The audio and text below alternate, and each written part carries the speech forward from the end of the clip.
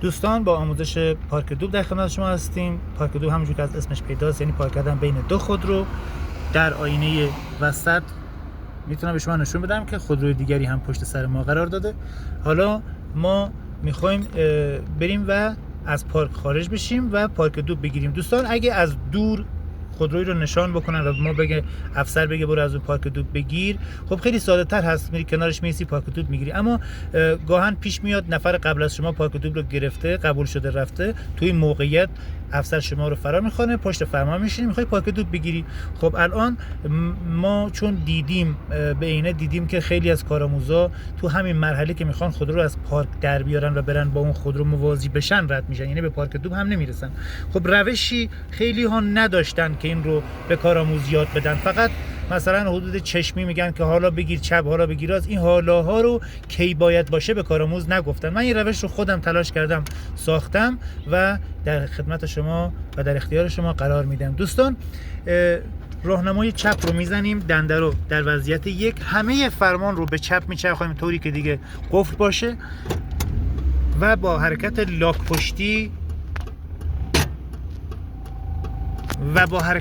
پشتی به سمت بیرون حرکت میکنیم تا جایی میریم که این چراغ خطر اون خودرو که سمت راننده هست بیاد تا در وسط در به سمت شاگرد ما قرار بگیره در یک امتداد. و اگه نگاه بکنیم قاب آینه سمت راست ما با اون چراغ خطر در موقعیت مماسه، یعنی در یک امتداد هستن.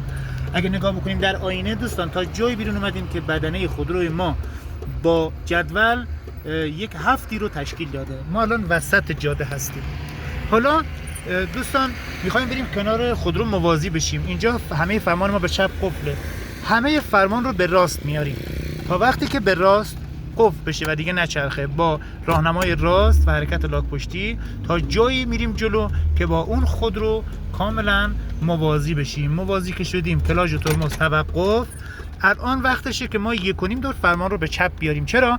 چون الان همه فرمان ما به راسته و ما اگه جلوتر بریم با اون خودرو برخورد میکنیم و نیاز داریم تا جایی که قاب آینمون رو ببریم تا چراغ جلوی اون خودرو در یک امتداد قرار بدیم تا شروع پارک دوب برای ما ایجاد بشه. پس ما حالا نیاز به صاف کردن فرمان داریم. 1.5 دور فرمان رو به چپ میچرخانیم، ببخشید، این 1 دور و این هم 1.5 دور. راهنمای راست رو دوباره روشن میکنیم، میریم تا قاب آینه سمت راست رو با چراغ خطر اون در یک امتداد، با چراغ جلوی اون در یک امتداد قرار بدیم که قرار گرفته.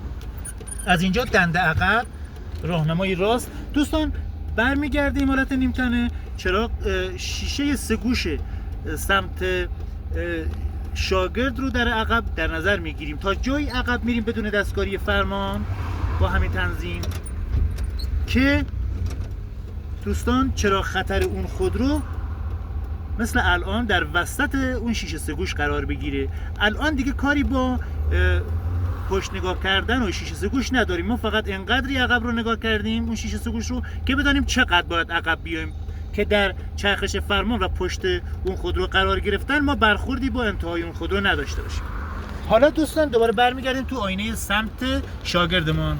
همه فرمان رو به راست میچرخانیم تا جایی عقب میریم که دستگیره درب عقبمون برامون تا روی جدول بره و عمود بر جدول دیده بشه. در این موقعیت دوستان اگه نگاه بکنید یک بار دیگه اون چراغ خطر در وسط درب قرار گرفته و آینه سمت راست مماس با اون چراغ خطر، یعنی در یک امتداد هستن. الان وقتش هست اگه نگاه بکنیم توی آینه 2.5 جدول هم قابل شمارش هست. وقتی 3 جدول هست یعنی اگه بعد از پارک دوب موازی بشیم بیش از نیم متر با جدول فاصله میگیریم و افسر اون رو قبول نمیکنه. یک کمی بیشتر عقب رفتیم تا شده 2 جدول و نصفی. اینها نشانه هایی هستند که ما میتونیم در تنظیم پارک دوب در نظر داشته باشیم. حالا دوستان وقتشه که همه فرمان رو به سمت چپ بچرخانیم. چون فرمان رو چرخاندیم راهنما خاموش شد، دوباره راهنمای راست، برمیگردیم دوباره آینمون رو در نظر داریم. دیگه با حرکت لاک پشتی دستکاری با فرمان نیاز نیست، میریم تا پشت اون خودرو پارک بکنیم.